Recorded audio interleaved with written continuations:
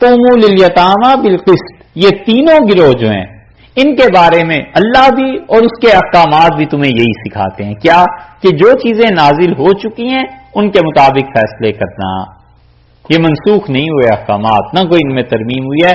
وما تفعلوا من خیر، اور بات یہ ہے کہ جو بھی کرو گے تم بھلائی، فإن اللہ کان بہ علیما، اللہ کو خوب معلوم ہے کہ تم کیسی کیسی بھلائیاں کر رہے۔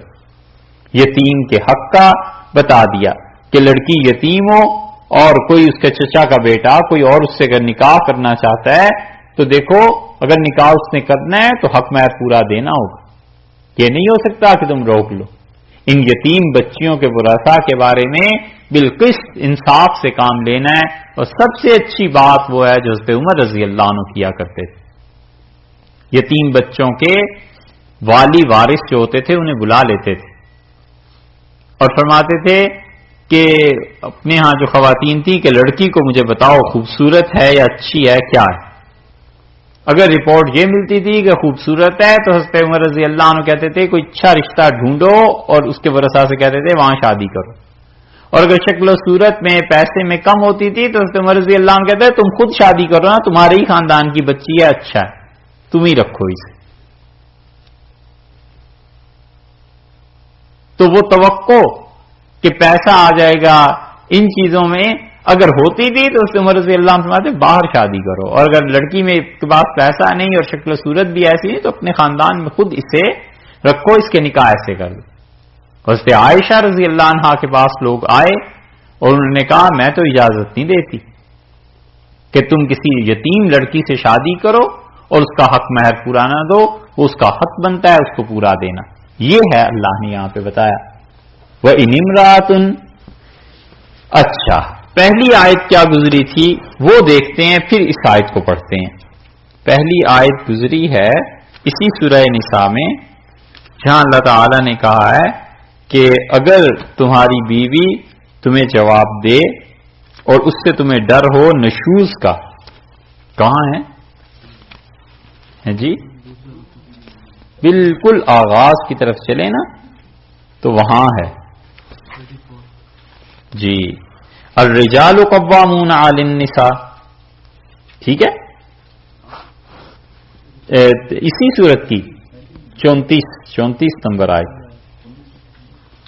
اسی صورت کی 34 نمبر آیت، الرجال قوامون علی النساء، اور مردوں کو ہم نے انتظامات کرنے کے لیے بنایا ہے عورتوں کے ساتھ، بما فضل اللہ بعضهم علی بعض، ایک تو اس وجہ سے کہ ہم نے بعض کو بعض پہ فضیلت دی ہے، وبما انفقوا من اموالہم، اور اس وجہ سے بھی کہ مرد اپنا مال خرچ کرتے ہیں، فالصالحات، اور جو عورتیں نیک ہیں، قانتات، اللہ کا حکم بجا لاتی ہیں، حافظات للغیب، اور محفوظ رکھتی ہیں اپنے آپ کو للغیب، اپنے شوہر کے پسے پشت بھی، بما حفظ اللہ، اور اللہ نے اسے توفیق دی ہے شرم و حیا کی، یہ خواتین ہیں جو قابل تعریف۔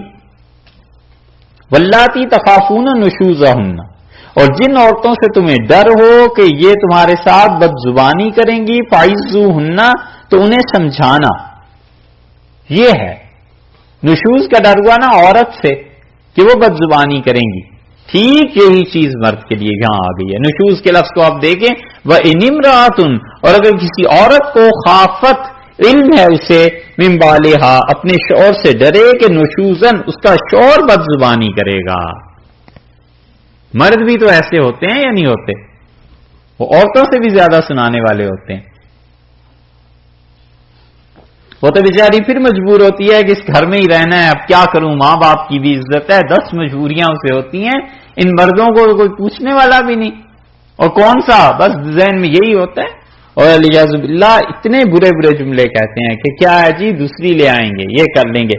اللہ نے کہا اگر خاتون کو یہ ڈر ہو کہ اس کا شوہر اس سے لڑے گا، نشوزن لڑے گا، او اعراضن، یا اس کا جی بھر جائے گا، عمر زیادہ ہو گئی نا، جی بھر گیا، اعراضن، یا کیا ہوا پیسے ختم ہو گئے اس کے پاس، جی بھر گیا، اس کا باپ مر گیا بیچاری کا اور وراثت تقسیم ہو گئی سب میں اور حصہ ملا تھوڑا، یہ اعراضن، یہ ساری صورتیں ہیں سب صورتیں جو بھی ہے اس لڑکی کو ڈر ہو گیا. کیا ہوگا کہ وہ یا تو مجھ سے لڑے گا یا پھر اس کا جی مجھ سے بھر گیا ہے تو اب طلاق دے دے گا. فلا جناح علیہما، ان دونوں پر کوئی حرج نہیں ہے، کوئی گناہ نہیں ہے. ان یصلحا بینہما، کہ آپس میں کچھ صلح کر لیں. یہ یصلحا اللہ نے مرد اور عورت دونوں کو کہا، اس کا مطلب یہ ہے کہ آپس میں بیٹھ کے اپنے معاملات کو طے کر لیں. نسبت صلح کی ان دونوں کی طرف کی جو کسی تیسرے کو باہر سے دخلی نہ دینے کا موقع ملے. کیوں کسی کو شامل کرتے ہو؟ نہ اس کے خاندان سے نہ اپنے خاندان سے. مرد اور عورت دونوں بیٹھ کے آپس میں صلح کر لیں اور آپس میں بیٹھ کے معاملے کو حل کر لیں. حل اس طرح کر لیں کہ عورت کہہ دے کہ ٹھیک ہے میں اپنے مہر کو معاف کرتی ہوں، چھوڑتی ہوں، اور وہ کہے ٹھیک ہے تمہیں رکھ لیتے ہیں. اس طرح صلح کر لیں. لڑکی کو ڈر ہے کہ اب میں جاؤں گی اور اولاد برباد ہو جائے گی، اگر اس نے مجھے چھوڑ دیا تو دوسری جگہ شادی کہاں ہوگی، خاندانی مسائل پیش آ جائیں گے. اللہ نے فرمایا پھر اس طرح کرو گے تمہیں تمہارے شوہر سے ڈرو تو پھر دونوں کو مخاطب کر کے فرمایا کہ تم دونوں بیٹھ کے اپنے اس مسئلے کا حل کر لو. والصلح خیر، اور صلح بڑی اچھی چیز، بہت عمدہ چیز ہے. صلح سے رہنا، صفائی سے رہنا، صلح خوب چیز ہے. یہ نہیں فرمایا کہ والحرب خیر، لڑائی بڑی اچھی چیز ہے. گھروں میں تو یہی پھر ہوتا ہے، لڑتے رہتے ہیں. اللہ نے کہا صلح بڑی اچھی چیز ہے، آرام سے رہو اور صلح کر لو آپس میں. کوئی بھی چیز کمپرومائز کر لے. عورت کے حقوق ہیں، وہ اپنے حقوق چھوڑنے پر راضی ہو جائے. دو قسم کے حقوق ہوتے ہیں خواتین کے شوہر پر.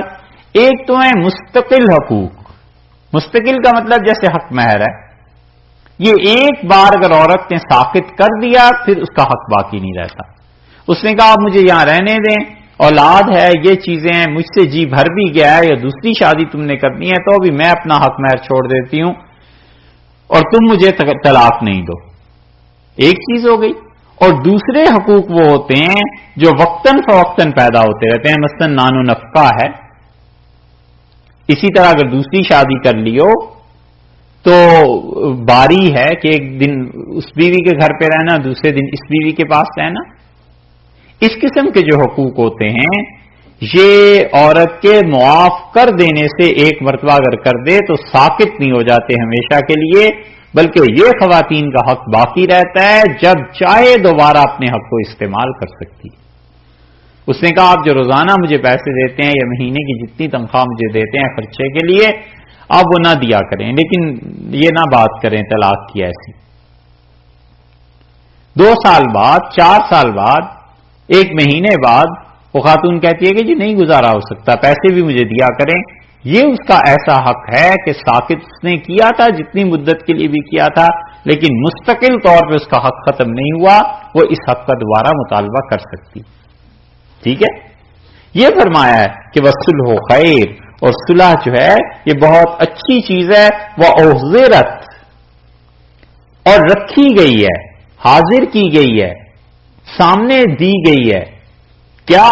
الانفس، جانوں میں، انسانوں کے دلوں میں، الشح، حرص. شوق کا مطلب یہ ہے کہ کسی انسان کو حرص ہو پیسے کی اور لالچ بھی ہو اور بخل بھی جمع ہو جائے. تو اللہ تعالیٰ نے فرمایا انسانوں کے جی میں یہ بات رکھی گئی ہے کہ وہ کہتا ہے پیسہ تو کسی طرح بچاؤ، حق مہر تو لکھ دیا تھا 5 لاکھ اور اب کرنی ہے دوسری شادی، تو اب یہ اس سے جان کیسے چھڑاؤں. تو وہ کہے کہ میں تمہیں 3 لاکھ معاف کر دیا، 4 لاکھ معاف کر دیا اور یہ ختم کر دو اور مجھے تم طلاق نہیں دو گے. تو اللہ نے فرمایا جو پیسوں پہ صلح ہو جائے گی نا، وہ احضرت، اور رکھی گئی ہے تل انفس الشح، مال کی محبت اور حرص جی میں، یہ وہ کام آ جائے گی اس کے. اور اسی طرح خواتین کا بھی مسئلہ ہے کہ اس نے اپنے کچھ حقوق جو تھے مستقل وہ معاف کر دیے، اور اس کے بعد غیر مستقل حقوق جو تھے اس نے 2-4 مہینے کے لیے اجازت دے دی کہ ان کا مزاج ذرا ٹھیک ہو جائے اور اب تو آدھی تنخواہ ہے، پھر پوری کا مطالبہ کروں گی، ذرا یہ وقت گزر جائے. تو ظاہر ہے اس کے جی میں بھی پیسے کی محبت ہے نا، تعلق تو ہے، اس لیے کہ ضروریات زندگی ہیں. تو اللہ تعالیٰ نے فرمایا ہے کہ یہ چیزیں ہیں. اس سے امام ابو حنیفہ رحمۃ اللہ علیہ نے یہ دلیل لی ہے کہ وہ کہتے ہیں کہ اگر کہیں پر مقدمہ اور لڑائی ہو جائے تو فریقین جو باہمی رضامندی اپنے حق سے گر کے بھی کریں وہ بھی جائز ہے. مثلا ایک آدمی نے کہا کہ تم نے تو میرا 1,00,000 روپیہ دینا تھا، وہ کہتا ہے جی 1,00,000 روپیہ میں نے بالکل دینا تھا لیکن میں نہیں دے سکتا، 50,000 دوں گا، صلح کرنی ہے کرو، نہیں کرنی نہ کرو، کورٹ میں چلے جاؤ. اب اس پہلی پارٹی کو پتا ہے کہ اگر میں کورٹ میں جاؤں گا تو وہاں تو میرے 1,50,000 اور خرچ ہو جائیں گے. وہ کہتا ہے اچھا بھائی 50 دے دو اور بس ختم کرو اس چیز کو. تو یہ قانونی طور پر صلح ہو جائے گی، اجازت ہے اس کی، نافذ بھی ہو جائے گا. یہ الگ بات ہے کہ جس نے حق مارا ہے اللہ کے یہاں جا کے اسے جواب دہی کرنی پڑے گی، وہ ایک الگ مسئلہ ہے.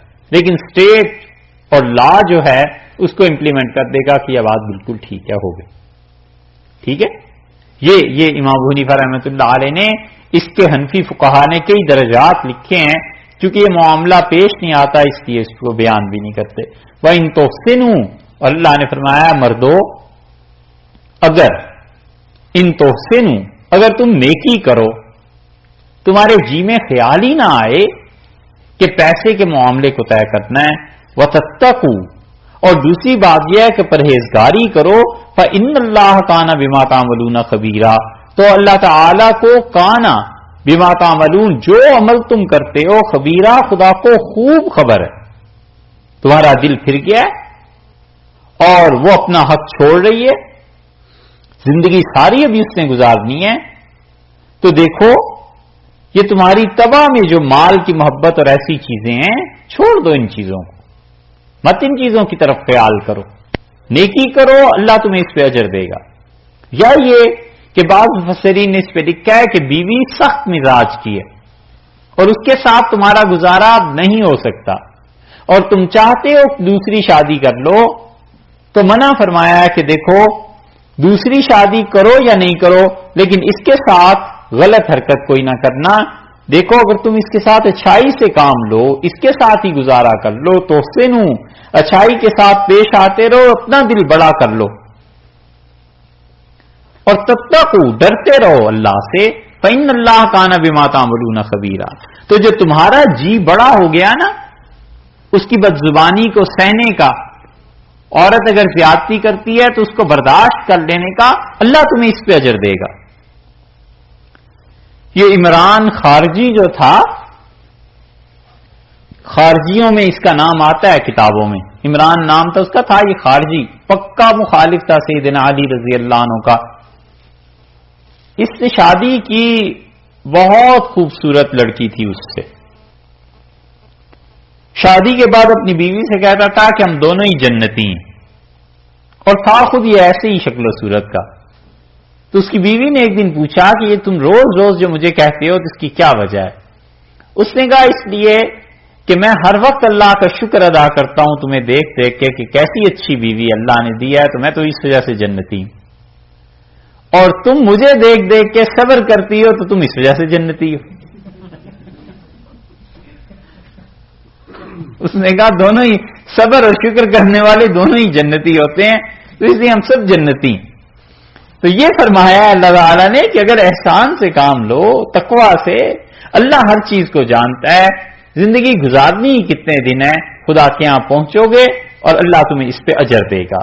وَلَن تَسْتَطِيعُوا، اور تم ایسے کر نہیں سکتے، ہرگز نہیں کر سکو گے. کیا چیز؟ ان تعدلوا، کہ تم عدل سے انصاف کو قائم کرو، بین النساء، عورتوں کے درمیان.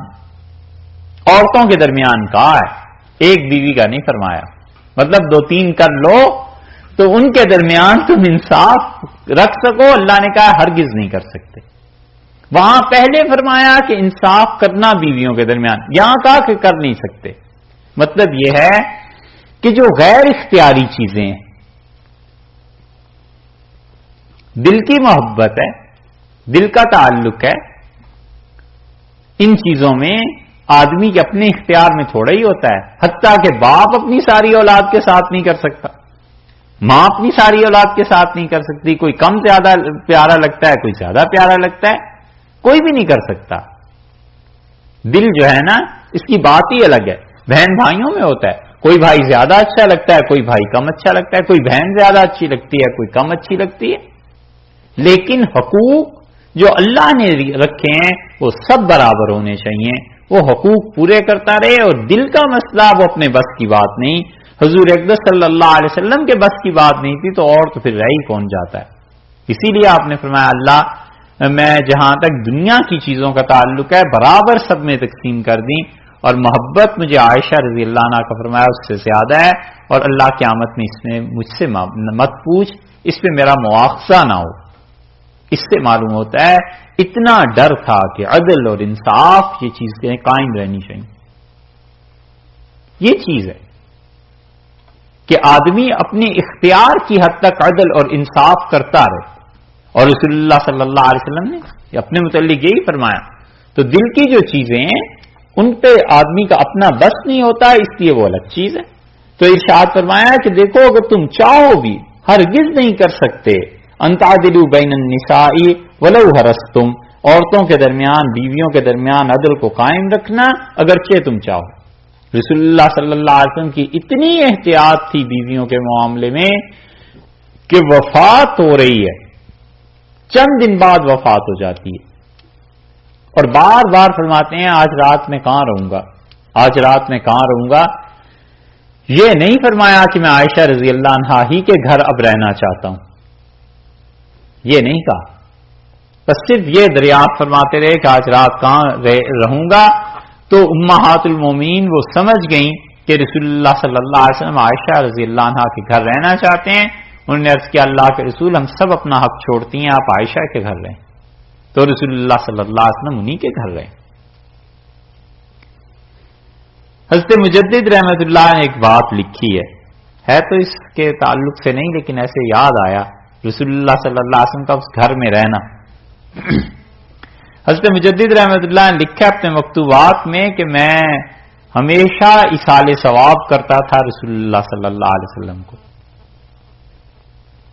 اور کچھ بھی یعنی پڑھتے ہوں گے یا کوئی چیز خدا کی راہ میں خیرات کرتے ہوں گے کہ اس کا ثواب حضور اقدس صلی اللہ علیہ وسلم کو پہنچے. تو فرماتے ہیں ایک رات زیارت ہوئی مجھے تو رسول اللہ صلی اللہ علیہ وسلم مجھ سے اتنے زیادہ خوش نہیں تھے. تو مجھے اس کا بڑا دکھ ہوا خواب میں، اور میں وجہ نہیں سمجھ پایا کہ حضرت صلی اللہ علیہ وسلم کیوں ناراض ہیں. تو ارشاد فرمایا کہ جس نے ہمیں کچھ بھیجنا ہو اسے چاہیے کہ اس کو بھی تو بھیجے جس کے گھر میں ہم رہتے ہیں. حضرت مجدد رحمت اللہ علیہ کہتے ہیں جب میں اٹھا تو مجھے خیال آیا، اور اس کے بعد اب جو بھی میں ایصال ثواب کرتا ہوں اس میں رسول اللہ صلی اللہ علیہ وسلم کی سب بیویوں کو اور حضرت عائشہ رضی اللہ عنہا کو بھی شامل کرتا ہوں کہ مجھ سے فرمایا یہ گیا کہ جس کو ہمیں کچھ بھیجنا ہے اسے چاہیے اس کو بھی تو کچھ بھیجے جس کے گھر میں رہتا ہوں.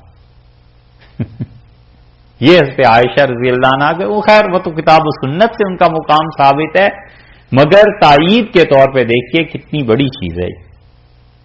اس لیے فرمایا اللہ نے کہ تم نہیں کر سکو گے انصاف، لیکن دیکھو فلا تمیلوا کل المیل،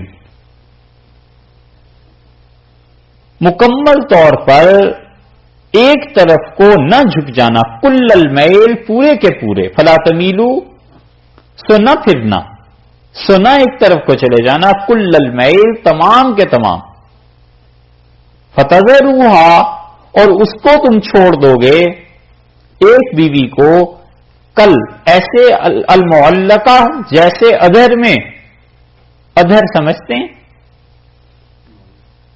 معلق لٹکنا کسی چیز کا، نہ دائیں نہ بائیں. تم ایک بیوی کی طرف ایسے ہو جاؤ گے کہ دوسری کا تم خیال ہی نہ کرو. فتذروہا کالمعلقہ، اور اس بیوی کو ایسے رکھو جیسے کہ معلق کوئی چیز ہے، نہ دائیں میں نہ بائیں میں، نہ اس طرف نہ اس طرف، نہ ہی تو وہ تمہاری بیوی بن کے رہ رہی ہے اور نہ ہی اس کو طلاق ملی ہے کہ وہ کچھ اور ٹھکانہ کر لے. ایسے نہ کرنا. بلکہ برابری جو دنیا کی زندگی میں کی جاتی ہے اسے کرتے رہو. وَإِن تُصْلِحُوا پھر آ گئے اسی بات پہ اور فرمایا اگر تم صلح کر لو وَتَتَّقُوا اور اس کے ساتھ ساتھ اللہ سے ڈرتے بھی رہو. دنیا جہاں بھی پہنچ جائے، چاند اور مریخ پہ پہنچ جائے اور کچھ بھی ہو جائے، اصل بنیاد تقویٰ ہے کہ جب تک انسان ٹھیک نہیں نہ ہوتا کوئی کام نہیں بنتے. فرمایا دیکھو تم صلح کر لو اور اس کے ساتھ ساتھ سنوارتے رہو اپنے تعلقات کو پرہیزگاری میں. فَإِنَّ اللَّهَ كَانَ غَفُورًا رَحِيمًا اللہ تعالیٰ بخشنے والا ہے، بہت مہربان.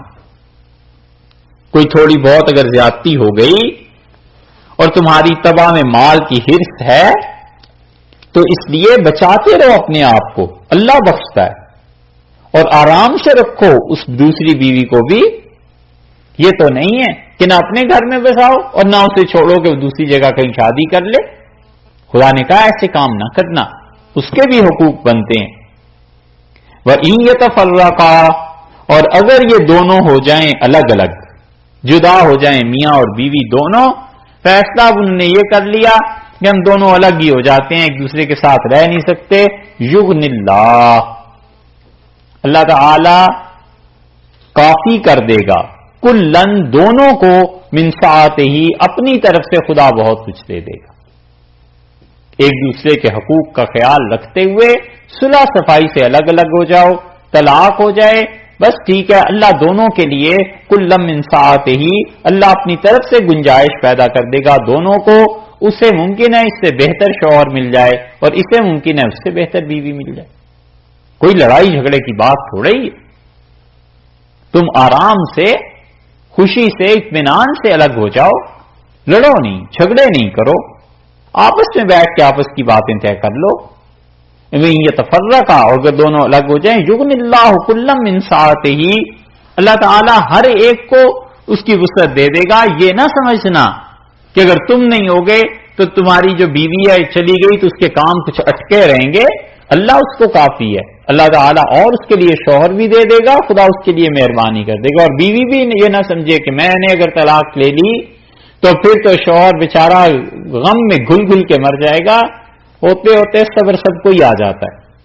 اس لیے فرمایا کہ دیکھو اللہ کافی ہے. وَقَانَ اللَّهُ وَاسِعًا اور اللہ تعالیٰ تو بہت تدبیر والا ہے، حکیمہ بڑی حکمت ہے اس میں.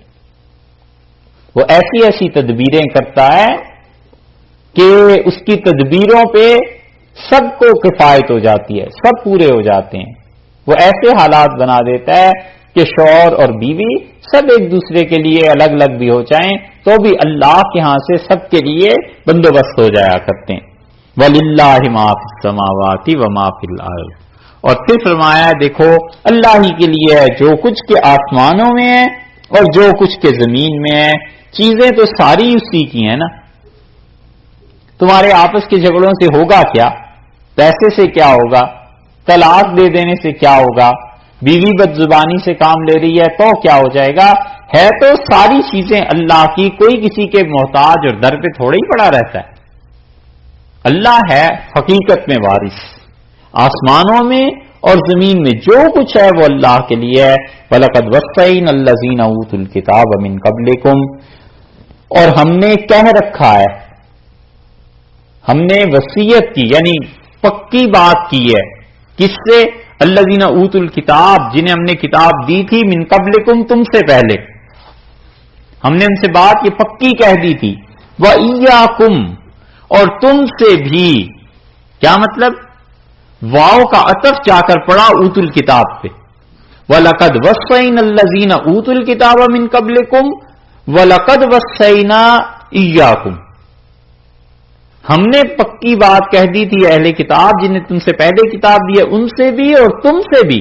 کیا پکی بات کہہ دی ہے کہ ان اتقوا اللہ، اللہ کے ساتھ شرک نہ کرنا. پھر آ گئی خدا کی توحید کہ اللہ کے ہونے کا اور اس کی وحدانیت کا عقیدہ جتنا جم جائے گا تو تم سمجھو گے کہ تم اس کے بندے ہو نا، محتاج ہو ہر بات میں اس کے. روز منہ لگتا ہے اللہ سے تو اس کی نافرمانی نہیں کرو گے. ان اتقوا اللہ کا ترجمہ جو ہم کر رہے ہیں کہ خدا کی توحید کا، تو وجہ اس کی یہ ہے کہ اس کے بعد فوراً بات دیکھیے تو وہ ان تکفروا آ رہا ہے تو کفر کے مقابلے میں یہاں توحید یہ مفسرین نے لکھا ہے کہ بچنا اللہ کے ساتھ شرک سے، وَإِن تَكْفُرُوا، اور اگر شرک تم نے کیا کوئی بھی کفر کیا، فَإِنَّ لِلَّهِ مَا فِي السَّمَاوَاتِ، تو اللہ ہی کے لیے ہے ہر وہ چیز جو آسمانوں میں ہے، وَمَا فِي الْأَرْضِ، اور جو کچھ زمین میں ہے۔ تم شرک کر کے اپنا ہی کچھ بگاڑتے ہو، خدا کا کچھ نہیں بگاڑ لیتے۔ تم برائی اور گناہ کر کے اپنا کچھ بگاڑتے ہو، اللہ کا کیا بگاڑ لوگے؟ وَكَانَ اللَّهُ غَنِيًّا، اور اللہ بہت بے نیاز ہے اپنی ساری مخلوق سے اور اس کی عبادت سے، کوئی پرواہ نہیں ہے اسے کہ وہ ساری مخلوق اگر اس کی نافرمان ہو جائے، کوئی پرواہ نہیں۔ حدیث میں آتا ہے کہ اللہ تعالی نے مجھ سے کہا، رسول اللہ صلی اللہ علیہ وسلم، اللہ نے مجھ سے کہا کہ ان لوگوں سے کہیے کہ اگر تمہارے اولین اور آخرین سب جمع ہو جائیں،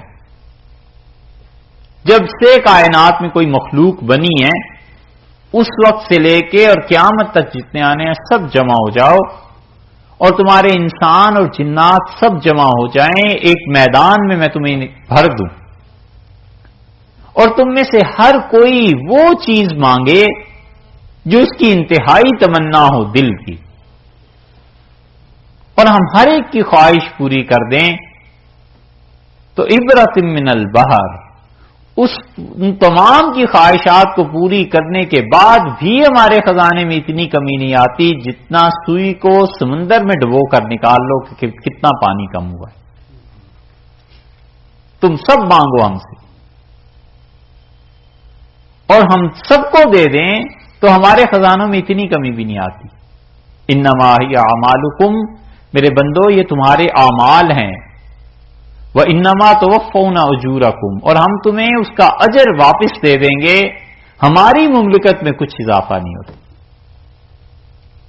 اور تم سب مل جاؤ اور اتنے پاک تمہارے دل ہو جائیں جتنا میرے سب سے زیادہ پاک بندے کا دل ہے، غالباً رسول اللہ صلی اللہ علیہ وسلم مراد ہوں گے، تو میری کائنات میں، میری بادشاہی میں تم ذرہ برابر اضافہ نہیں کر سکتے، اور تم سب اتنے نافرمان ہو جاؤ جتنا اس کائنات کا سب سے بدتر کافر کوئی گزرا ہے، ما نقص من ملکی شیئا، میری کائنات میری بادشاہی میں ذرہ برابر کچھ کمی نہیں آتی، یہ تمہارے اعمال ہیں، ہم تمہیں واپس کر رہے ہیں، ایسا بے نیاز ہے۔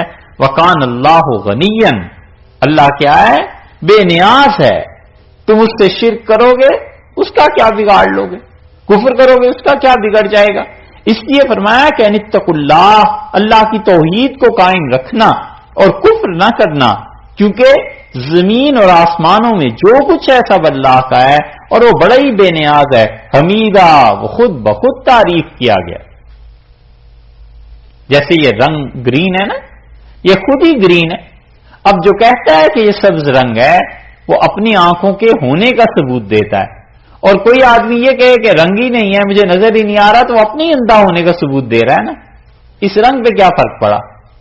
اللہ کی ذات کی کوئی تعریف کرتا ہے، اس کی بات کرتا ہے تو وہ کچھ اپنے ہی صحیح ہونے کا فطرت کا ثبوت دے رہا ہے، اگر اس ذات پاک پر کوئی الزام لگاتا ہے تو اپنے ہی گندا اور خراب ہونے کی اطلاع دنیا کو دے رہا ہے، اللہ کو کیا ہے؟ غنی حمیدہ، وَلِلَّهِ مَا فِي السَّمَاوَاتِ وَمَا فِي الْأَرْضِ، پھر تیسری مرتبہ کہا ہے، فرمایا اللہ ہی کے لیے ہے، یاد رکھو اللہ کے علاوہ کوئی آسمانوں اور زمینوں کی چیزوں کا مالک نہیں، وَكَفَى بِاللَّهِ وَكِيلًا، اور کیا ہی اچھا کارساز ہے، وَكَفَى بِاللَّهِ وَكِيلًا، اور اللہ کی ذات بس کافی ہے کام بنانے کو، کسی کا کام نہیں بگڑا ہوا رہتا۔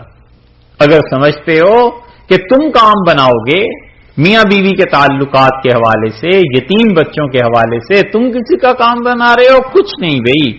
3 بار فرمایا ہے کہ اللہ ہی کا ہے جو کچھ آسمان میں اور زمین میں، پہلی بار کہا ہے کہ دیکھو وسعت، اور دوسری بار کہا کہ بے پرواہی، اور تیسری بار فرمایا ہے کہ کارسازی۔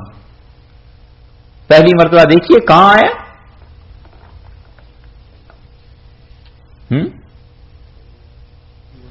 نہیں، پہلی بار کہاں ہے؟ آپ کو بھی تو پتا ہونا چاہیے، 126 نمبر آیت میں وَلِلَّهِ مَا فِي السَّمَاوَاتِ وَمَا فِي الْأَرْضِ، اور اللہ ہی کے لیے ہے ہر وہ چیز جو آسمانوں میں ہے اور زمینوں میں ہے، وَكَانَ اللَّهُ بِكُلِّ شَيْءٍ مُحِيطًا، اور اللہ تعالی کے ہاں کمال کی وسعت ہے۔ 126 نمبر آیت ہے نا، آیا ہے نا اس میں کہ وَكَانَ اللَّهُ بِكُلِّ شَيْءٍ مُحِيطًا، ہر چیز اللہ کے ڈھب میں ہے۔ ڈھب سمجھتے ہیں؟ اس کی تدبیر میں ہے، ہر چیز اس کے قابو میں ہے۔ ٹھیک ہے، ڈھب کا ترجمہ قابو، یہ دیکھ کے تو نہیں کر رہے ہیں؟ دیکھ کے کیا؟ ہاں پکڑے گئے نا، بہت اچھا ہے۔ ڈھب کا ترجمہ واقعی قابو بنتا ہے، بہت اچھا ہے۔ اچھا، استادوں سے استادی کر رہے ہیں۔ اچھا خیر، تو پہلی مرتبہ بیان کیا کہ دیکھو ہر چیز ہمارے قبضے میں، ہماری وسعت میں، ہمارے قابو میں۔ دوسری مرتبہ کہاں آیا ہے؟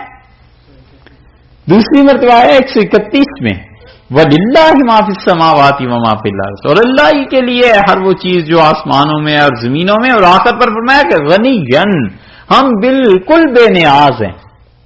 اپنی بے نیازی کا ذکر کر دیا کہ اگر کوئی منکر ہے تو اسے اپنی فکر کرنی چاہیے۔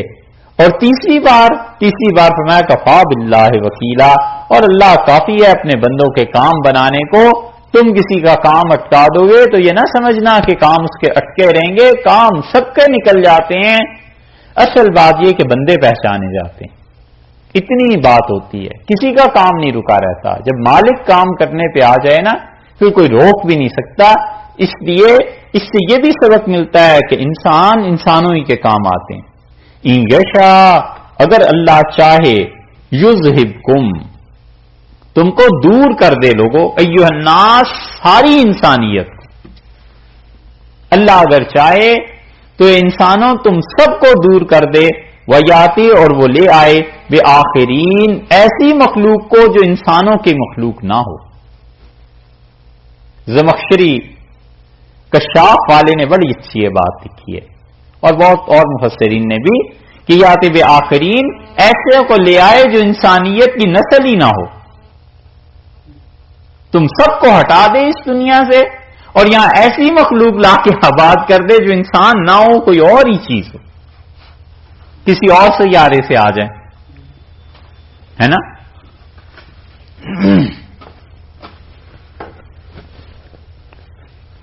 تو پہلی بات یہ گئی مفسرین نے کہ اللہ تم سب کو ہٹا دے اور ایسوں کو لے آئے، یا تو بھی آخرین، جو انسانوں کی جنس میں سے ہی نہ ہو، وہ مخلوق ہی کوئی اور ہو، اور وہ کوئی ایسی مخلوق بھی تو ہو سکتی ہے جس کو ہم سوچ بھی نہیں سکتے، کیونکہ اللہ تو جانتا ہے، کسی اور سیارے سے یہاں لے آئے کوئی ایسی مخلوق آ جائے جو ہم نے آج تک دیکھی ہی نہیں، جو ہمیں پتہ ہی نہیں۔ اور دوسری بات مفسرین نے کہی ہے، بعض نے، کہ یاتے بآخرین، یعنی تم جیسے نافرمانوں کو ہٹا دے اللہ اور اپنی فرما بردار مخلوق کو لے آئے، ایسے بھی ہو سکتا ہے، لیکن اس کی طرف کم لوگ گئے ہیں، کیونکہ حدیث میں یہ آیا ہے، رسول اللہ صلی اللہ علیہ وسلم نے فرمایا، حضرت ابو ایوب انصاری رضی اللہ عنہ کی روایت ہے، اور یہ حدیث مشکل ہے، سنا دیتے ہیں، سمجھنا اس کا دشوار ہے۔ رسول اللہ صلی اللہ علیہ وسلم نے فرمایا، حضرت ابو ایوب انصاری رضی اللہ عنہ نے کہا کہ میں یہ حدیث تم سے کبھی بیان نہ کرتا اگر مجھے اس آیت کا نہ خیال آتا کہ اللہ نے کہا ہے کہ وہ لوگ جو علم کو چھپاتے ہیں ان پہ لعنت ہوتی۔ اور پھر فرمانے لگے، آخری حدیث غالباً انہوں نے بس زندگی کی یہی سنائی، قسطنطنیہ میں اب بھی ان کا مزار ہے، ترکی میں۔ انہوں نے کہا، میں نے رسول اللہ صلی اللہ علیہ وسلم سے سنا، آپ نے فرمایا اگر اس دنیا میں لوگ سارے کے سارے نیک ہو جائیں تو اللہ اس دنیا کو مٹا دے اور ایسے لوگ لے آئے، ایسی مخلوق جو خدا کی نافرمانی کرے اور پھر توبہ کرے اور اللہ کی رحمت اور مغفرت کی صفت کا اظہار۔ اللہ چاہتا ہے کہ اپنے گناہگار بندوں کو بخشے، تو اس لیے یات بآخرین میں یہ سوچنے کی بات ہے کہ اللہ نے فرمایا کہ لوگوں ہم تم سب کو لے جائیں اور کوئی اور مخلوق ہم اپنی پیدا کر لیں، کوئی اور لوگ آ جائیں۔ وَكَانَ اللَّهُ عَلَى ذَلِكَ قَدِيرًا، اور اللہ کو اس بات کی پوری قدرت حاصل ہے، یہ نہ سمجھنا کہ اللہ تعالی مجبور ہے، پوری قدرت حاصل، ایسا قدیر ہے، ایسا مقتدر اور قادر ہے، ایک ٹائی، ایک گرہ ہی تو کھولنی ہے، اس زمین کی گرہ کھول دے اور یہ زمین جا کر ٹکرائے سورج سے، قریب ترین سورج ہے، جا کر ٹکرائے اس سے، تو چند گھنٹوں بعد کوئی اس پوری کائنات میں خدا کی جاننے والا بھی نہ ہو کہ انسان نام کی بھی کوئی چیز تھی یا نہیں. کیسی زبردست تباہی مچے ہے نا. چند گھنٹوں کے بعد کسی کو پتا نہ ہو کہ یہاں انسان اور اس طرح تھے، کوئی بر اعظم تھا نہیں تھا، اور سمندر تھے یا نہیں تھے، اور کمپیوٹر اور گوگل اور یہ ساری چیزیں تھیں یا نہیں تھیں، ایسے پگھل کے پانی کی طرح اور بھاپ بن جائے، گیسز بن جائے. اتنی قدرت ہے اس ذات کو. اس لیے فرمایا ہے اور بندوں کو دیکھو، ایسے ایسے بم ہیں کہ دنیا میں اگر چل جائیں تو انسان جاندار سارے مر جائیں اور عمارتیں قائم رہیں. اب انسانوں نے ایسی ہی حرکتیں شروع کر دی نا ہیں. یہ انسانوں کے علم اور فکر کا حال ہے، تو جو تعالی شان ہوا ہے اس کا علم کیسا ہوگا اور اس کی قدرت کیسی ہوگی. اس لیے فرمایا کہ کان اللہ علی ذالک قدیرا، اور اللہ کو یہ سب قدرت حاصل ہے. یہ نہ سمجھنا کہ ایسے باتیں ہیں ہم اگر چاہیں تو یہ بھی کر دکھائیں. من کان یرید ثواب الدنیا، اور جو کوئی چاہتا ہے کہ اسے دنیا کا انعام ملے، فعند اللہ ثواب الدنیا والآخرہ، تو اللہ کے ہاں دنیا کا بھی ثواب ہے، آخرت کا بھی ثواب ہے. اللہ تعالی کے ہاں دونوں چیزوں کا ہے. تم دنیا چاہتے ہو، ہمارے ہاں آخرت بھی ہے، وہ چاہو. تم جو چیز چاہتے ہو سب مل کر اگر شریعت پر قائم رہو گے تو اللہ دنیا بھی دے دے گا، آخرت بھی دے دے گا. فعند اللہ ثواب الدنیا والآخرہ، ثواب الدنیا والآخرہ، اور اللہ کے ہاں انعام ہے دنیا کا بھی آخرت کا بھی، دونوں جہانوں کے انعامات اس نے رکھے ہوئے ہیں. تم گھبراتے کیوں ہو؟ تم ہم سے چاہو. اور یہ دلیل ہے اس بات کی کہ اللہ چاہتے ہیں کہ اس کی مخلوق اس سے مانگے، لیکن وہ توفیق مانگنے کی کسی کسی کو دیتے ہیں. جس کے ساتھ تعلق ہوتا ہے اس کو توفیق مل جاتی ہے.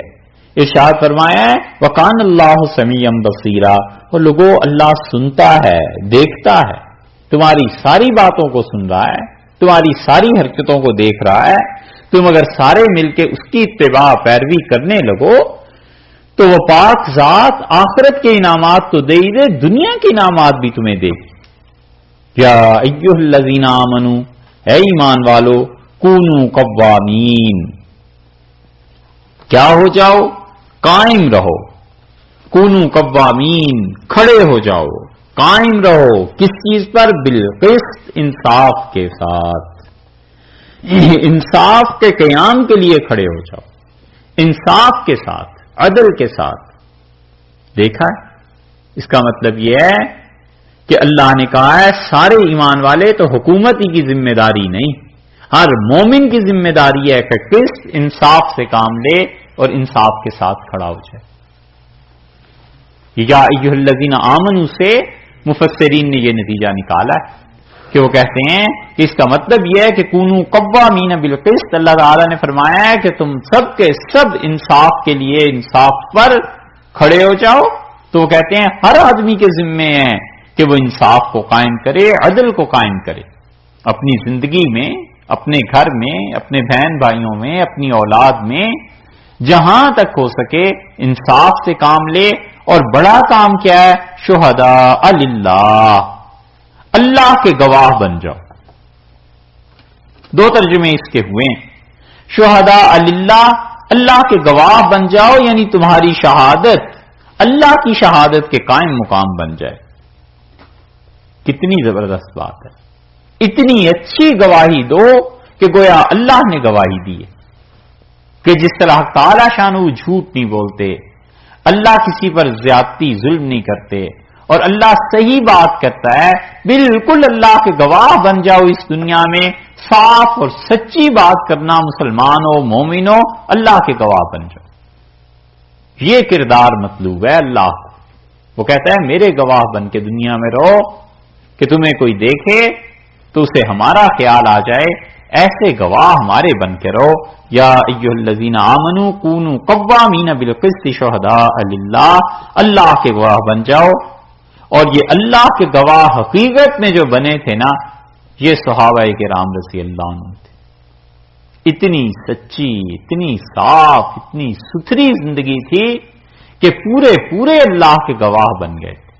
اور یا پھر بعد کی زمانے میں محدثین آئے ہیں اور فقہا آئے ہیں، یہ لوگ تھے پورے پورے گواہی دینے والے کہ فلاں آدمی سچا ہے، جھوٹا ہے، اس کا حافظہ کیسا ہے، اس کا کردار کیسے رہا، حدیث اس نے کس سے لی، کس سے پڑھی، آخری زمانہ اس کی جو زندگی کا تھا اس کے حفظ میں فرق آیا نہیں آیا، ایک ایک چیز محدثین لکھتے ہیں، ایک ایک بات لکھتے ہیں کہ یہ چیز ہے، یہ چیز نہیں.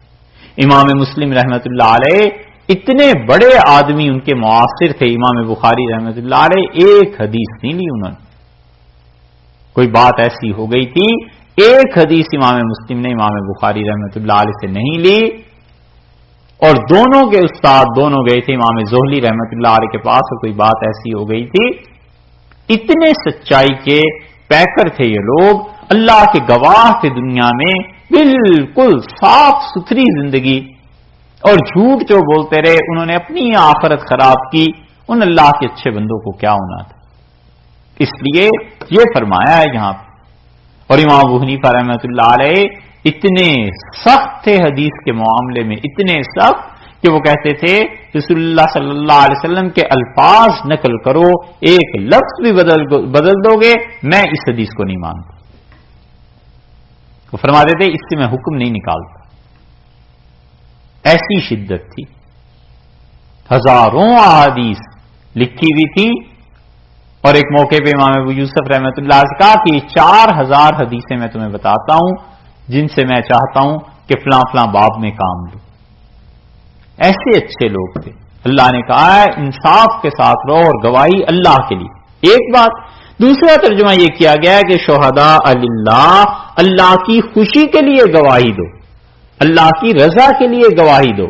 اللہ تعالی کی رضا اس میں ہے کہ تم سچ بولو. جب سچ بولو گے عدل قائم رہے گا معاشرے میں، عدل اور انصاف کا معاشرہ ہوگا، امن قائم ہوگا، تو نتیجہ یہ کہ خدا کا دین پھیلتا رہے گا. ہمارا وقت ایسا آ گیا ہے کہ کوئی عدل کے ساتھ انصاف کے ساتھ گواہی دے کر دیکھے اور پھر ساری دنیا اس کو چھوڑ دیتی ہے، تنہا رہ جائے گا اگر کوئی انصاف اور سچائی کے ساتھ گواہی دے گا. وَلَوْ عَلَىٰ أَنفُسِكُمْ، اور گواہی سچی دینا اگرچہ اس کی زد انفسکم تمہاری اپنی جان پر پڑے. اب ہوئی نا بات، سچ بولنا اگرچہ اس کا نقصان تمہیں اٹھانا پڑے. گڑبڑ کر دی ہے، گواہی کا معاملہ ہے، سچ بولو اگرچہ تمہارا نقصان ہو جائے، لیکن بولنا سچ ہے. گواہی کو خدا نے اتنی اچھی چیز بنایا ہے. اسی لیے تو اللہ علماء کا ذکر کرتے ہیں اور کہتے ہیں کہ اہل علم اس بات کی گواہی دیتے ہیں کہ میں ایک ہوں. کیونکہ گواہی کا جو سٹینڈرڈ خدا نے رکھا ہے اس میں بڑی ویٹیج ہے، بڑا وزن ہے.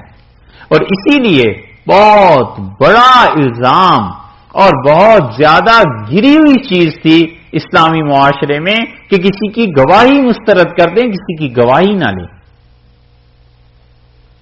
ابتدائی دور جو مسلمانوں کا گزرا ہے، کسی آدمی کو یہ کہہ دینا کہ اس کی شہادت ساقط ہو گئی، قاضی اس کی گواہی نہیں مان رہے، عدالت اس کی گواہی کو قبول نہیں کرتی، یہ اس آدمی کا کریکٹر برباد ہو جاتا تھا، ساری زندگی برباد ہو جاتی. کوئی معمولی سی بات نہیں تھی. ڈرتے تھے لوگ کہ کہیں ایسے نہ ہو کہ ہماری گواہی کے لیے یہ عدالت سے حکم آ جائے. اور صحابہ کرام رضی اللہ عنہم میں بھی اور ان کے بعد کے دور میں بھی یہی رہا ہے کہ جو بات ہو گئی کسی کو اٹھا لیتے تھے کہ چلو جا کے میری گواہی دو، وہ گواہی دے آتے تھے. جو اس معاملے کے شاہد ہوتے تھے عینی، بڑے آسانی سے گواہی دیتے، پتا تھا کوئی جھوٹ نہیں ہے، کچھ نہیں. تو فرمایا اس کی زد گواہی کی تمہاری اپنی جان پر پڑے تو بھی سچ بولنا.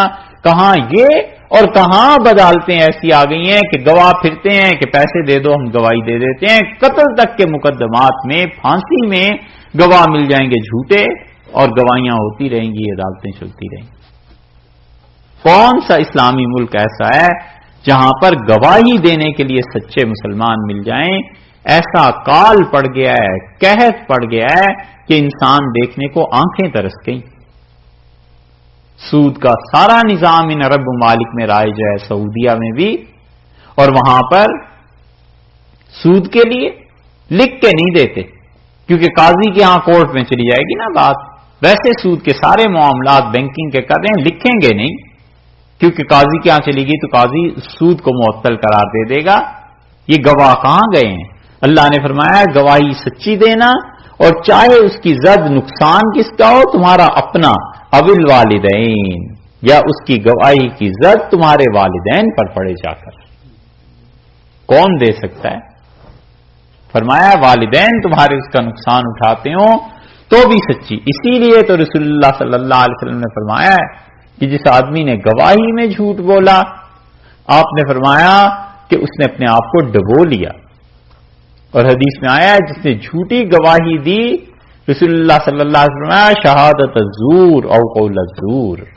تمہیں میں سب سے بڑا گناہ، بدترین شرک کے بعد بتاؤں، شہادت الزور قول الزور، جھوٹی گواہی، جھوٹی بات، جھوٹی گواہی، جھوٹی بات، جھوٹی گواہی، جھوٹی بات. اتنی مرتبہ کہا کہ صحابہ رضی اللہ عنہ کہتے ہیں ہم نے تمنا کی کہ کاش ہم نے پوچھا نہ ہوتا. یہ آپ کو زحمت ہو رہی ہے بار بار بولنے کی، بار بار فرماتے رہے کہ دیکھو جھوٹی بات اور جھوٹی گواہی کبھی نہ کر. سورہ حج دیکھیے، سورہ حج ہے 17ویں پارے میں 22 نمبر، 22 سورت کا نمبر ہے.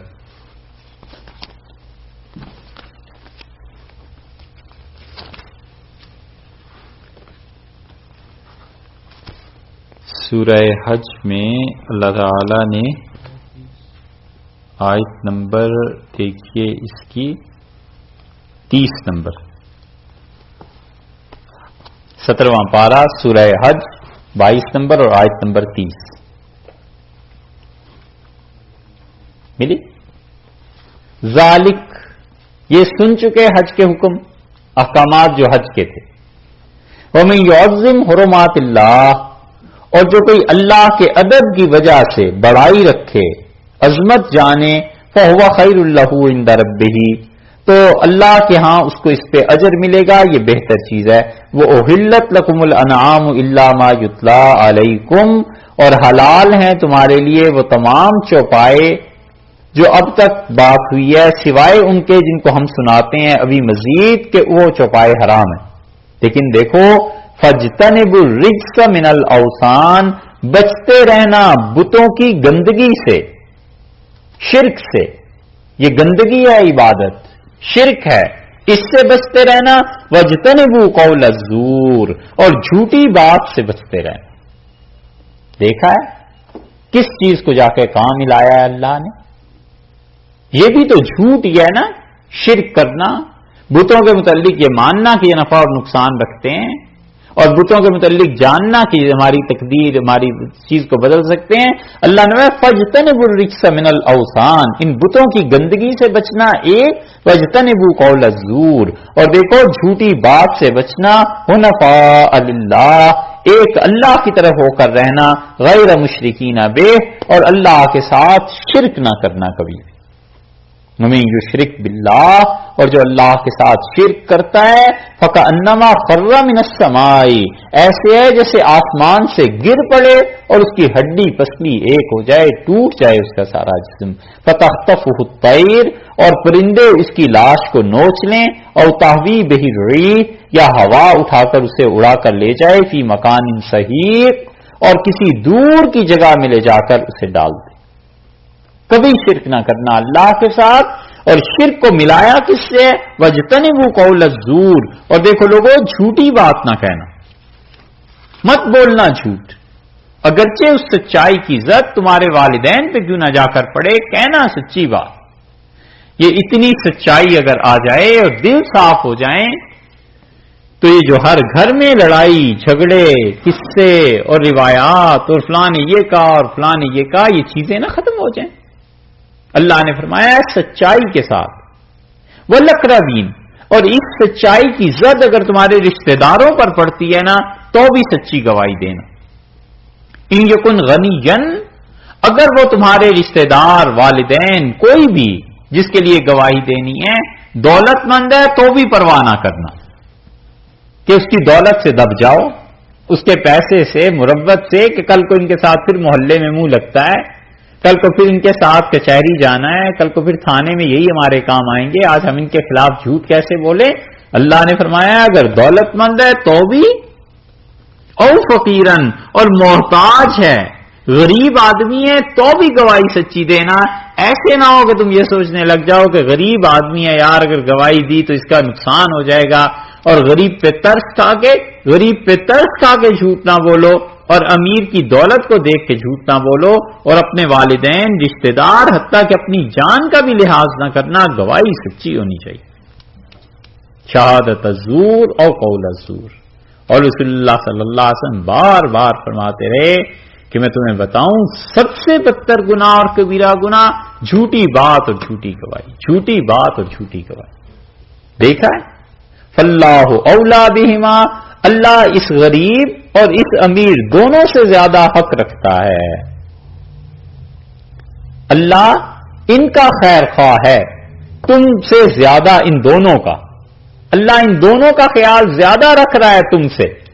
تم امیر کے لیے اس لیے گواہی دینا چاہتے ہو کہ اس کا کوئی معاشرے میں وقار نہ خراب ہو، غریب پہ ترس کھانا چاہتے ہو، فاللہ اولا بہما، تو اللہ ان کا خیر خواہ تم سے زیادہ ہے، اللہ کہیں اور سے انہیں پورا کر دے گا۔ کچھ بھی ہوگا تم اس چکر میں نہ پڑو، مخلوق وہ اللہ کی ہے، تمہارے بندے تھوڑے ہی ہیں، تم نے تو سچ بولنا ہے۔ فلا تتبعوا الہوی ان تعدلوا، اور کبھی بھی خواہشات نفس کی پیروی نہ کرنا، جی کی اپنے نہ ماننا، ان تعدلوا، اس بات میں کہ تم برابر سمجھو۔ دو ترجمے کیے گئے، ایک تو یہ کہ فلا تتبعوا الہوی ان تعدلوا، اور اس بات میں تم اپنے جی کی بات مت ماننا کہ تم انصاف سے ہٹ جاؤ اور سچی گواہی نہ دو، عدل نہ کرو۔ اور دوسرا ترجمہ یہ کیا گیا کہ فلا تتبعوا الہوی، اور اپنے نفس کی پیروی نہ کرنا کہ ان تعدلوا، کہ تم عدل کرنے لگو، یعنی خود سے بات کرنے لگو، بلکہ گواہی پر چھوڑنا، گواہی جو بھی ہوگی۔ یہ جو فرمایا نا فاللہ اولا بہما، اور اللہ ان دونوں کا تم سے زیادہ خیر خواہ ہے۔ آدمی سوچے کہ غربت، امارت، ان چکروں میں آ کے کیسے کیسے گناہ آدمی دوسروں کے لیے کرتا ہے۔ بڑا ہی بے وقوف ہے وہ آدمی جو دوسروں کی دنیا بناتے بناتے اپنے دین کو برباد کر دے۔ سمجھے؟ کبھی بھی اس چکر میں نہ پڑے کہ دوسرے کی دنیا بن جائے اور اپنا دین برباد ہو گیا، اپنی عاقبت تباہ ہو گئی۔ بہت سے لوگ اسی فلسفے پہ کام کرتے ہیں کہ کیا حرج ہے جی، بڑا آدمی ہے، امیر اس کے گھر ڈاکہ ڈال لیا اور غریبوں میں پیسے تقسیم کر دیے۔ تم جو غریبوں کی مدد کر کے اپنا جہان سنوارنا چاہتے ہو نا، وہ امیروں کا بھی کوئی پروردگار ہے، اپنی عاقبت برباد کر لی اور دوسرے کی دنیا بنا دی۔ اس سے اب آدمی بے وقوف کون ہوگا؟ اس لیے اللہ نے کہا فاللہ اولا بہما، اللہ ان غریبوں اور امیروں سب کا تم سے زیادہ خیال رکھنے والا ہے، اس چکر میں نہ پڑنا خیر خواہی کے۔ فلا تتبعوا الہوی، اپنے جی کی نہ ماننا، ان تعدلوا، کہ تم انصاف سے ہٹ جاؤ۔ ایک ترجمہ ان تعدلوا اس بات میں کہ برابر سمجھو، ہمیشہ دونوں کو ایک جگہ ایک مقام پہ رکھو۔ وَإِن تَلْوُوا، اور اگر تم زبان کو تلو، دو ترجمے کیے گئے ہیں۔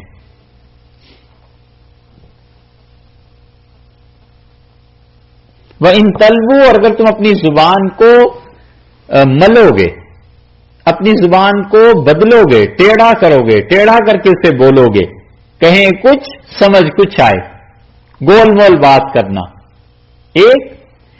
ان تلو، اور اگر تمہیں مقرر کر دیا جائے کہ گواہی لینی ہے، ولایت دے دی جائے، حکمرانی اختیار دے دیے جائیں، او تو ریزو، یا بچا جاؤ گے اگر یہ دونوں کاموں میں سے کوئی بھی کرو گے۔ صحیح گواہی میں تم کیا کرو گے؟ اپنی زبان کو ملو گے، یا تم بچا جاؤ گے ایسے گول مول جملے جس سے بچ جائے مجرم۔ فَإِنَّ اللَّهَ كَانَ بِمَا تَعْمَلُونَ خَبِيرًا، تو اللہ کو خوب خبر ہے تمہارے اعمال کی جو تم کر رہے ہو۔ ایسے نہ کرنا، ایسی حرکت نہ کرنا، گواہی سچی دینا، جس پہ بھی رد جا کے پڑتی ہے پڑتی رہے، اللہ سب کا وارث ہے۔ یا یہ کہ تمہیں اگر اللہ نے اختیار دے دیا ہے اور تم شہادت، گواہی، ان چیزوں کا نظام قائم کر رہے ہو، تو دیکھو پھر بھی عدل سے نہیں ہٹنا ہے، انصاف سے نہیں ہٹنا۔ دیکھا ہے یہ گواہی کا ایک نظام مسلمانوں کا ٹھیک ہو جائے تو شاید ان کے 75% مسائل حل ہو جائیں، عدالتوں میں انصاف ملنے لگے، اور دنیا خالی ہو گئی اب انصاف سے۔ اور افسوس یہ ہے کہ تھوڑا بہت رہ گیا ہے تو کافروں میں رہ گیا، بس وہی نظر آتا ہے۔ وگرنہ مسلمانوں کی دنیا جس چیز کے لیے چاہو گواہ خرید لو، نماز، روزہ، تسبیح، حتیٰ کہ ہر سال حج اور عمرہ کرنے والے، اور اگر ٹکٹ خریدنا پڑ جائے تو 15 سال کے بچے کو 10 سال کا لکھوا دیں گے تاکہ ٹکٹ کے پیسے بچ جائیں۔ ہوتا ہے نا ایسے؟ سوچے یہ جھوٹ ہے یا نہیں ہے؟ یہ سب جھوٹ کی باتیں۔ کس کس بات کو آدمی روئے؟ 50 سال عمر ہو گئی اور ایسے بن سنور کے نکلنا کہ لوگ اور سہیلیاں اور سب یہ سمجھیں کہ ماشاءاللہ ابھی تو 30 برس سے بھی کم عمر ہے۔ یہ جھوٹ ہے، یعنی بھی شوہر کے لیے چلو ہو کوئی میک اپ اور کوئی چیز، اپنے آپ کو، یہ عملی جھوٹ ہے نا، عملاً جھوٹ یہ ہے دوسروں کو دھوکہ دینا۔ بھی دھوکہ دینا بھی اول تو کس کو ہے، اور اگر دینا بھی ہے تو اپنے شوہر کو دیں دھوکہ، باقی لوگوں کا کیا تعلق ہے؟ یہ جھوٹ ہے سارا۔ ایسی چیزیں چلتی ہیں، پڑھا لکھا ایک لفظ نہیں، اور پتا ہو کہ لوگوں نے کہاں تحقیق کرنی ہے، اور اپنے نام کے ساتھ ہمیشہ مفتی، پروفیسر، ڈاکٹر، اور پتا چلا کہ ڈاکٹر کیا ہے؟ ہومیوپیتھک کے۔ لوگوں کو بے امپریشن رہے کہ میڈیکل ڈاکٹر ہیں۔ مطلب اب آپ سوچیں نا، عام معاشرے میں جب ڈاکٹر بولتے ہیں تو MBBS ہی مراد ہوتا ہے نا، تو اس کے علاوہ کیا مراد لیتے ہیں؟ یا PhD کبھی کبھی مراد لیتے ہیں، مگر ہمارے یہاں اتنا شعور بھی نہیں ہے۔ ہمارے یہاں کسی کے ڈاکٹر صاحب کے پاس گیا تھا یہ مریض، یہ دوائی، تو MBBS ڈاکٹر ہی مراد لیتا ہے۔ بالکل باپ کی شیشیوں پہ قبضہ کر کے بیٹھ جائیں گے اور کتابیں رکھ لیں گے بڑی بڑی ہومیوپیتھک کی، اور علاج اس سے ہو رہا ہے، اور نام اتنا بڑا کہ ڈاکٹر فلان۔ ارے اللہ کے بندو، اس کے ساتھ ہی لکھ دو کہ ہومیوپیتھک کا ڈاکٹر، وہ بھی نہیں لکھتے۔ اور جنرل اور میجر جنرل اور بریگیڈیئر اور ریٹائر کا آر وہ ذرا سا بس ایسا ہی کہ کسی کو نظر نہ آئے۔ یہ کوئی ایک جھوٹ ہے؟ سوچو تو اس جھوٹ کو آدمی کہاں کہاں لے کے جائے۔ کسی نے کہا مولوی صاحب ایک مسئلہ پوچھنا ہے، یہ لطیفہ بھی سمجھنے کا ہی ہے۔ انہوں نے کہا کیا؟ اس نے کہا ایک لڑکی تھی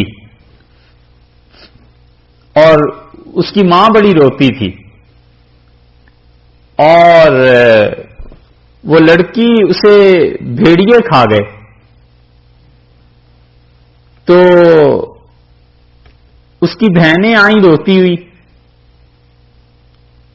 تو وہ کون تھی؟ آپ اس کا نام بتائیں۔ انہوں نے کہا ماں نہیں روتی تھی، باپ روتا تھا، اور لڑکی نہیں تھی، لڑکا تھا، اور بھیڑیے کھا بھی نہیں گئے تھے، کنویں میں پھینک آئے تھے۔ کوئی ایک جھوٹ ہو تو اس کی اصلاح کروں، اوپر سے نیچے تک جھوٹ ہی جھوٹ ہے سارے۔ بس یہی حال ہے کہ اتنی سچائی غائب ہو گئی ہے، سچ اتنا مٹ گیا ہے کہ سچ کو دیکھنے کو آنکھیں ترستی ہیں کہ یا اللہ کہیں سچ بھی نظر آ جائے اور کوئی آدمی تو سچ بولتا ہو۔ ایسا جھوٹ عام ہوا ہے کہ اب سچائی نہیں آتی دنیا میں۔ اب تو لگتا ہے سچ قیامت حضرت عیسیٰ علیہ السلام آئیں گے تو سچائی آئے گی، اس سے پہلے نہیں آتی۔ اور ایسی ایسی خبریں، ویڈیو اور پتہ نہیں کیا کیا، اس پہ کون اعتبار کر سکتا ہے کہ جو آج رات ٹی وی دکھا رہا ہے اسرائیل اور فلسطین میں جو کچھ ہو رہا ہے واقعی یہی ہو رہا ہے؟ کون کہہ سکتا؟ اللہ جانے کس کو کب پکڑا ہے، کب اس کی خبر دی جا رہی ہے، کیا اس سے سیاسی مفادات حاصل کرنے ہیں، سچ نکل گیا دنیا سے، اٹھ گیا۔ ایسی چیزیں اللہ نے کہا ہے کہ دیکھو سچائی، بالکل اپنی زبان کو بھی ٹیڑھا نہ کرنا گواہی دیتے ہوئے، اور عام زندگی میں بھی سچ بولنا۔ اگر گلاس یعنی سچ بھی بولیں گے تو اس میں بھی ٹرک ہے، گلاس اب آدھا ہے نا تو اپنا مفاد ہوگا تو کہیں گے آدھا بھرا ہوا ہے، اور دوسرے کا نقصان ہے تو پھر آدھا آدھا خالی ہے تو یہ سچ ہی، لیکن جس سچ میں بھی اس کے پیچھے جھوٹ کا فرماؤ، اب اس کا کیا آدمی کرے؟ یہ ہے حال، یہ دماغ ہیں سارے، اور اللہ کے ہاں جتنے آخری زمانے میں جہنم کو اپنی غذا ملے گی، پچھلوں میں سے اتنی نہیں ملے گی۔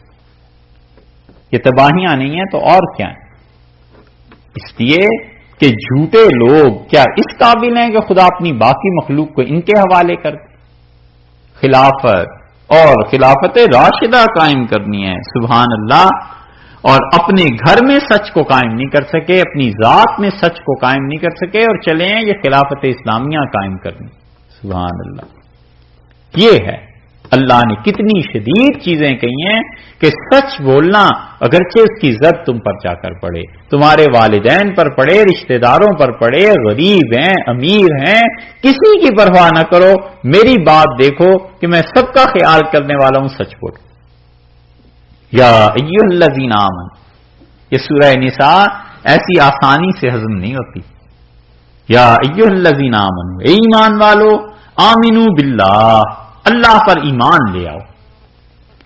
یا تو یہ مراد ہیں منافقین کہ اے وہ لوگوں جنہوں نے ظاہر میں ایمان قبول کیا ہے، آمنو باللہ، اللہ پہ حقیقتاً ایمان لے آؤ، چھوڑو اس جھوٹ کو، گواہی جھوٹی کا اوپر تذکرہ ہوا، اب نیچے آ کے پھر ان منافقین کو خطاب کیا جا رہا ہے کہ ایمان لے آؤ اللہ پر، حقیقت میں جو ایمان ہے۔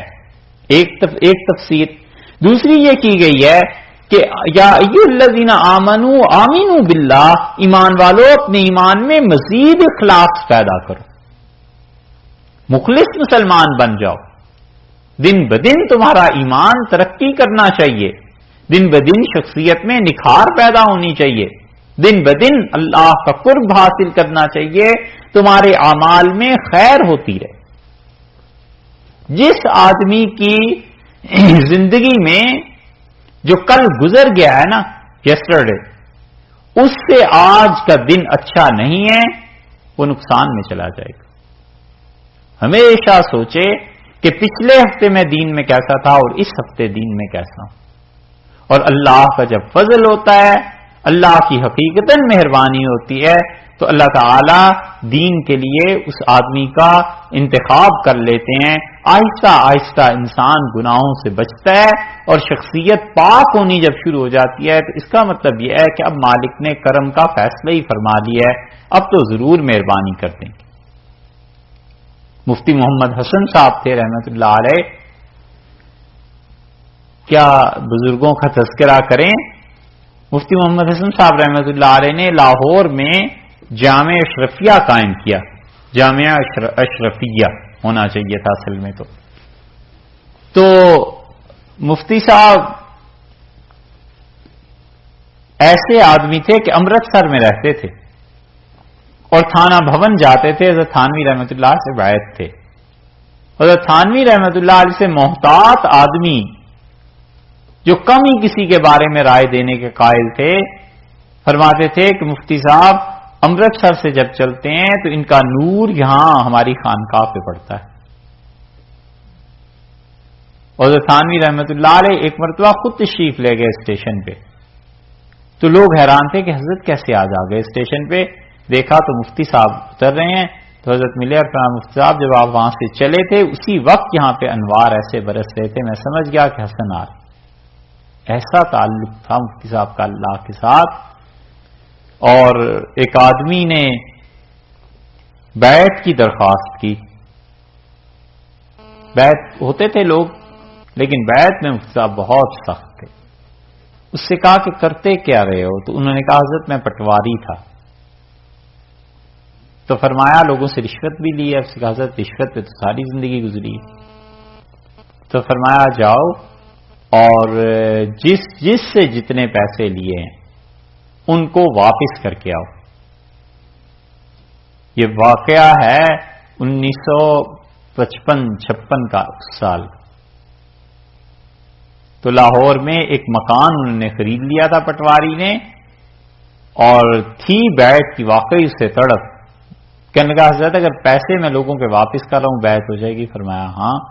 اس زمانے میں 1.5 لاکھ روپے میں مکان بیچا اور کرائے پہ چلا گیا, اور نام اور پتے کاغذات سے نکلوائے کہ کس کس سے کتنے پیسے لیے تھے, اور سب کو پیسے ہندوستان جا کے, پاکستان نئی تقسیم ہوئی تھی, سب کو واپس کر کے آیا اور کہا حضرت سب کو پیسے واپس کر دیے. استعمال کہاں ہے؟ سارا ریکارڈ دکھایا. مفتی صاحب کو اطمینان ہوا. فرمایا بسم اللہ اب بیعت کے لیے بیٹھو. وہ پھر بیعت پوری زندگی نہیں ٹوٹی. وہ جتنی اصلاح تھی, وہ 1.5 لاکھ میں جو بیعت پڑی تھی وہ کیسے ٹوٹ سکتی تھی؟ وہ تو اصلاح ہو گئی کہ جو حرام لوگوں سے لیا اسے واپس کرو. اتنے بڑے لوگ تھے. اور مفتی صاحب کہتے تھے میں نے حضرت تھانوی رحمۃ اللہ سے ایک دن کہا کہ حضرت ساری زندگی آپ کے دروازے پہ کھڑا ہونا پڑے اور آخری دن آپ سے ملاقات ہو جائے تو میں سمجھتا ہوں کہ زندگی میں کچھ نہیں کیا, کوئی خسارے کا سودا نہیں کیا, کوئی ٹوٹا اور نقصان نہیں ہوا. یہ بھی خدا کی مہربانی ہوگی. حضرت ابراہیم صاحب ایسے ہی سمجھنا چاہیے آپ کو. تو ایسے بڑے لوگ تھے. سچائی, تربیت یہ ہوتی تھی کہ تکلے میں بل آئے پر اس آدمی میں ٹیڑھا پن نہیں آئے گا. یہ چیزیں اب کہاں رہی؟ ایسا اخلاص تھا. تو حکم ہوا ہے کہ ایمان والو ایمان لاؤ, اپنے اخلاص میں اضافہ ہوتا جائے, دن بدن ترقی ہوتی جائے, اللہ کا قرب نصیب ہوتا جائے. بس اس کا مطلب ہے کہ ٹرین چل پڑی, اب پٹڑی پہ چڑھ گئے. آمنو باللہ ورسولہ, ایمان لاؤ اللہ پر اور اس کے رسول صلی اللہ علیہ وسلم پر, والکتاب الذی, اور اس کتاب پر, نزل علی رسولہ, جو اللہ نے اپنے رسول صلی اللہ علیہ وسلم پر نازل کی ہے. یعنی اس قرآن پر ایمان لانا, اس قرآن کو ماننا. اس قرآن کو ماننے کا پہلا درجہ تو ظاہر ہے کہ اعتقاد کا ہے, عقیدے کا, اسے خدا کی کتاب مانے, اور پھر اس کے بعد اسے پڑھنا ہے, پھر سمجھ کے پڑھنا ہے, پھر اپنی زندگی عملاً اس کے مطابق بنائے. یہ ترقی ہوتی چلی جائے گی. والکتاب الذی, اور اس کتاب پر ایمان لاؤ, انزل من قبل, جو اس سے پہلے نازل کی گئی ہے. اس سے پہلے جتنی بھی کتابیں تھیں, تورات تھی, انجیل تھی, ان سب چیزوں پر ایمان لانا فرمایا کہ ضروری ہے. اور دیکھو وَمَن یکفر باللہ, اور جو کوئی کیا کرے گا, یقین نہ رکھے اللہ کے ساتھ, وَمَلَائِکَتِهِ, یا اس کے فرشتوں پر, اور وَکُتُبِهِ, اور یا اس کی کتابوں پر. یہ واو کا ترجمہ ہم اور کی بجائے یا سے کر رہے ہیں. وجہ بتاتے ہیں. وَمَن یکفر باللہ, اور جو کوئی یقین نہ رکھے اللہ پر, وَمَلَائِکَتِهِ, یا اس کے فرشتوں پر, وَکُتُبِهِ, یا اس کی کتابوں پر, وَرُسُلِهِ, یا اس کے رسولوں پر, وَالْيَوْمِ الْآخِرِ, اور یا پھر آخرت کے دن پر, فقط ضل, سو گمراہی کی راہ پر چلا, ضلالا بعیدا, اور بہت دور جا پڑا ہدایت سے. جو ظاہر میں مسلمان ہیں ان کو کہا ہے کہ جب تک دل سے یقین نہیں نہ کرو گے ان سب چیزوں کا تو خدا کے ہاں تم مسلمان نہیں ہوگے. اللہ کے ہاں مسلمان اس وقت ہوگے جب ان سب چیزوں کو مانو. یہ واو کا ترجمہ جو مفسرین یا سے کرتے ہیں اس کی وجہ یہ ہے کہ ان میں سے کسی ایک چیز کا بھی کفر ساری چیزوں کا کفر ہوگا, اور کسی ایک چیز کو بھی مان لینا ضروری نہیں ہے کہ باقی ساری باتیں بھی مان جائے. کوئی آدمی اللہ کو مانتا ہے, یہ ضروری تھوڑا ہی ہے کہ وہ فرشتوں اور کتابوں کو بھی مانے. لیکن یہ ہو سکتا ہے کہ کوئی آدمی اگر ایک کا بھی انکار کرتا ہے تو یہی ہے کہ وہ کافر ہو جائے گا, چاہے وہ باقی ساری چیزوں کو مانتا ہو. تو ارشاد فرمایا, یہ آیت پہلے بھی گزر چکی ہے نا سورہ ہے کہاں بقرہ میں. بولے کیوں بولے ہو تو اب جواب بھی دو. اچھا, اس لیے فرمایا وہاں یہ ہے کہ آمن الرسول بما انزل الیہ من ربہ والمؤمنون, کل آمن باللہ و ملائکتہ و کتبہ و رسلہ، وہاں آیا لا نفرق بین احد من رسلہ، اور یہاں اس کو بالکل اس کے علاوہ فرما دیا ہے، وہاں ایمان کا ذکر کیا کہ ہم اللہ ان چیزوں پر ایمان لائے، یا نیگیٹو سائڈ کی بات کیا ہے کہ جو کوئی کفر کرے اللہ سے یا اس کے فرشتوں سے، یہ سارے ہندو جو فرشتوں کا نظام نہیں نہ مانتے، خدا کی کتاب کا، وحی کا، رسالت کا، یہ ان چیزوں کے تو قائل نہیں ہے کہ کوئی رسول بھی ہوا کرتے ہیں، اوتار مانتے ہیں، وہ بھی خدا کے اوتار علیہ باللہ، دیوتا اس چیزیں اور دیویاں، وہ کتب ہی و رسولے، اور کتابوں کا انکار کر دے کوئی بھی اور اس کے رسولوں کا انکار کر دے، والیوم الآخر، اور آخرت کا انکار کر دے، سارے دہری ہے آج کل کے، اکثر و بیشتر آخرت کی فکر ہی نہیں۔ بالعموم دیکھو انگریزوں سے بات کرو کس سے، وہ کہتے ہیں I don't believe, I don't care, ہے نا، ایسے ہی جملے کہتے ہیں نہیں؟ یہ بہت سو سے سنا، پوچھتے ہیں ہم سے دین کا، اور میں نے جب کہا آپ کن کی چیزوں کو مانتے تو اس نے کہا نہیں میں ان چیزوں کو نہیں مانتا، اور شانے ایسے اچکاتے ہیں جیسے پیدا کرنے والے سے کسی دن واسطہ ہی نہیں پڑے گا، جیسے مالک کے حضور میں حاضری ہی نہیں ہوگی، یہ حال ہے، اتنی غفلت، فقط ضل ضلالا بعیدا، اللہ نے کہا ان ساری چیزوں میں سے کسی کا بھی انکار کرے گا تو ضل، گمراہ ہوا، ضل الماء فی اللبن، عرب بولتے ہیں کہ پانی دودھ میں جا کر گم ہو گیا،